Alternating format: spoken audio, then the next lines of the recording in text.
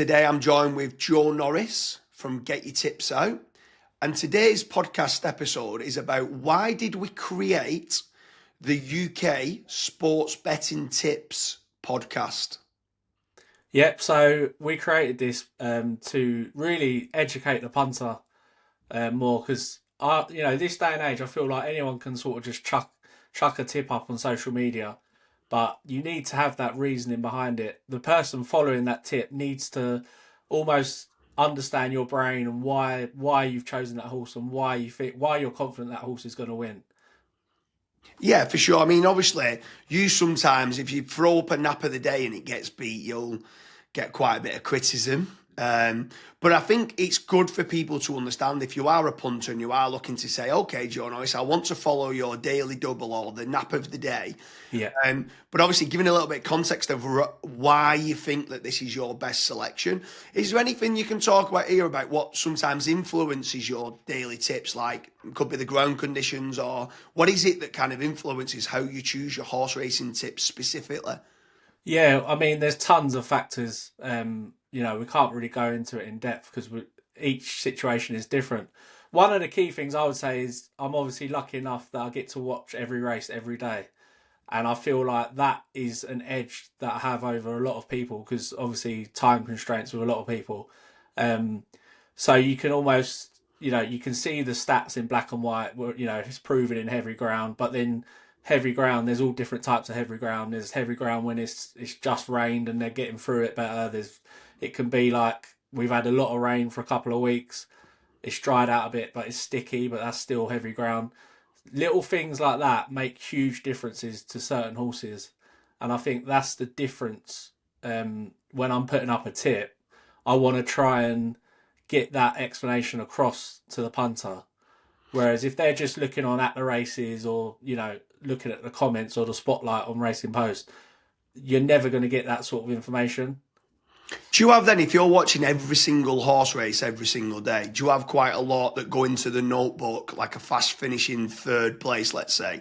Like Yeah. obviously some that, for me, I might do on a Saturday. I only really watch racing on a Saturday. Occasionally I might watch Yeah. the bigger races, but you must have a lot in that notebook for like, okay, I'm going to mark this down for next time it runs. Without a doubt. I used to be horrendous with it on the flat.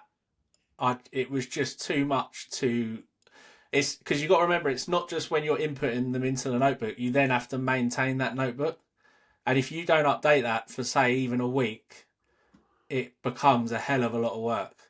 So while I do still use a tracker, I don't put too many in there now. It has to be something really specific for me to put in there. But it definitely still helps because obviously it nudges your brain on certain things. And it's good. It's good to have notes stored. Definitely.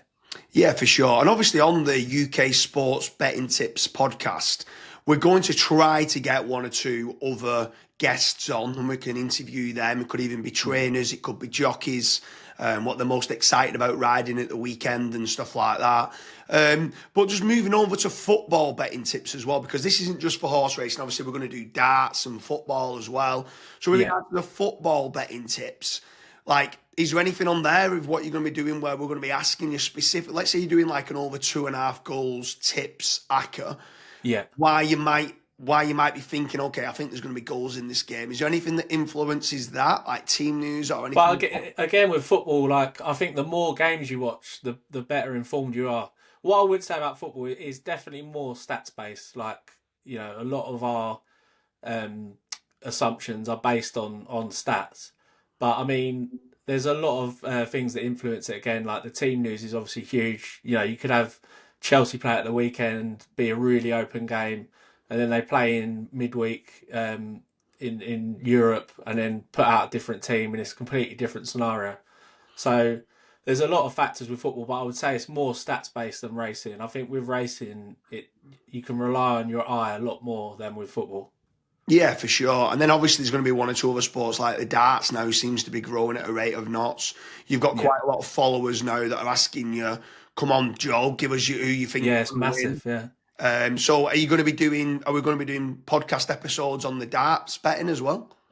Yeah, definitely. I mean, like you said, where the demand is, that's what we do. So, obviously, the key sports that I've always watched, racing is number one, then football, and then I'd say darts and tennis are probably joint in third. So that's where we're going to be basing a lot of our tips to start with. Yeah, for sure. So anyone who's watching this now or listening to this, the podcast series is going to be called UK Sports Betting Tips Podcast. Make certain you subscribe. There's lots of different platforms like Amazon Music or Spotify or SoundCloud of what it will be on. There's Apple Podcasts as well that it'll be on. I'm going to be trying to rattle and dig deep into why Joe's chose certain selections in his nap of the day. I'm also going to be digging deep and trying to get some great kind of other guests on, and we can ask them specific questions, especially for anti-post bets. So make sure you subscribe. Like again, it is UK Sports Betting Tips Podcast.